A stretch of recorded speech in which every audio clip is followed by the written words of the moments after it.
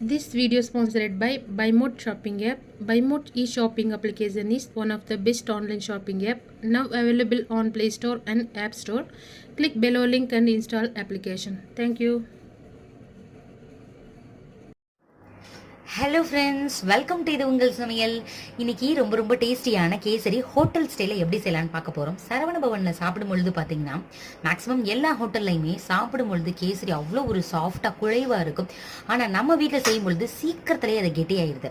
நம்ம அம்மாக்கள் சொல்லியிருப்பாங்க, சூடாக இருக்கும் பொழுது கேசரியை சாப்பிடுவாங்க, இல்லைன்னா கெட்டியாயிரும் அப்படின்னு சொல்லிட்டு. அப்படி இல்லாமல் ஒரு சின்ன டிப்ஸ் தான், அதை ஃபாலோ பண்ணோம் அப்படின்னு வச்சுக்கோங்களேன், இந்த கேசரி 5 மணி நேரம் ஆனால் கூட இதே குழைவோட அவ்வளோ டேஸ்டியாக வாயில் வச்சவனே கரைஞ்சே போயிடும். மெய் மறந்து சாப்பிடலாம். வாங்க இது எப்படி செய்யலாம் அப்படின்னு சொல்லிட்டு சட்டுன்னு பார்த்துடலாம். ஒரு பேன் அடுப்பில் வச்சுட்டு அது கொஞ்சமாக காஞ்சிடட்டும். காஞ்சதுக்கப்புறம் 2 டீஸ்பூன் நெய் சேர்த்துக்கலாம். 10 முந்திரி பருப்பு இந்த மாதிரி எடுத்து நெய்யில் வறுத்துக்கிறலாம். கலர் நல்லா சேஞ்ச் ஆகிட்டு இருக்கு. இப்போ நம்ம எடுத்துடலாம். அதை ரொம்ப விட்டா கருகிரும், நல்லா இருக்காது, அதனோட ஃப்ளேவரே போயிடும். இப்போ எடுத்தாச்சு. நெய் இருக்கு, இதுலயே 1 கப் ரவையை சேர்த்துக்கலாம். சில பேர் என்ன பண்ணுவாங்க, ரவையை வெறுமனே வறுப்பாங்க. ஆனா கேசரிக்கு இந்த மாதிரி 2 டீஸ்பூன் நெய் சேர்த்து நம்ம வறுத்தோம்னு வச்சுக்கோங்களேன், ஸ்மெல்லும் நல்லா இருக்கும். சில பேர் லாஸ்ட் தான் நெய் சேர்ப்பாங்க. இந்த மாதிரி ஃபர்ஸ்ட்டும் சேர்த்துக்கறணும். அதனாலதான் கூடுதலா முந்திரி வறுக்கும் போது சேர்த்தேன் நெய்யை.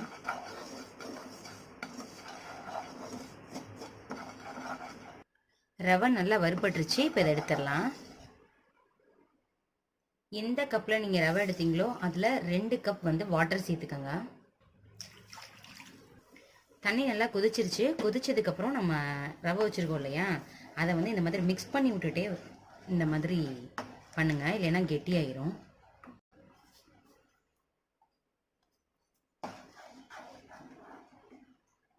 இதில் கொஞ்சமாக ஏலக்காய் தூள் மட்டும் சேர்த்துக்கலாம். பாருங்களேன், நம்ம தண்ணி ஊற்றி கொஞ்ச நேரத்துல இந்த மாதிரி திக்காயிரும். இந்த ஸ்டேஜில் ஒரு 2 டீஸ்பூன் நெய் சேர்த்துக்கோங்க.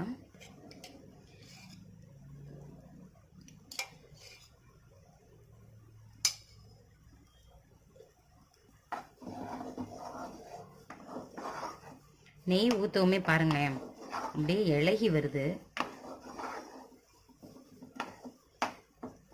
ஒரு 4 மினிட்ஸுக்கு லோ ஃப்ளேமில் இதை அப்படியே விட்டுறலாம். ரவை எல்லாமே நல்லா குக் ஆகணும். அதுக்கப்புறம் நம்ம ஜீனி சேர்த்துக்கலாம். 3 மினிட்ஸ் ஆயிருக்கு. இப்போது ஃபுட் கலரை இந்த மாதிரி லைட்டாக கொஞ்சமாக தண்ணி சேர்த்து மிக்ஸ் பண்ணி வச்சுக்கோங்க. நிறைய தண்ணி சேர்த்துட்டிங்கன்னா நல்லா இருக்காது, சதன்னு ஆயிரும். குக் ஆனதுக்கப்புறம் சேர்க்கக்கூடாது. இப்போ இதை மிக்ஸ் பண்ணி விடுங்க.